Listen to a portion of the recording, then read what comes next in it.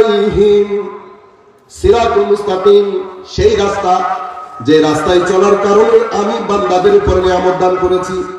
আমার আল্লাহ সিরাতুল মুস্তাকিমের সংজ্ঞা দেওয়ার সময়, সিরাতুল মুস্তাকিমকে সংজ্ঞায়িত করার সময় আমার আল্লাহ কোন বইপত্রের নাম নেন নাই।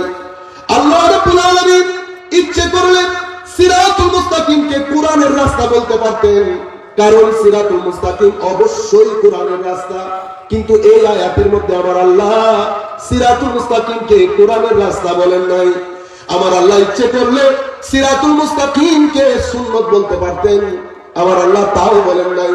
আমার আল্লাহ সিরাতুল মুস্তাকিমকে চার ধরনের ব্যক্তিদের রাস্তা বলেছেন। কাদের রাস্তা?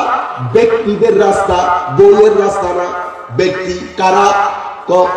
প্রথম সিরাতুল মুস্তাকিমের সমুদ্র, ওই নদী যেই সমুদ্র থেকে ফুটেছে, নবুয়তের সমুদ্র।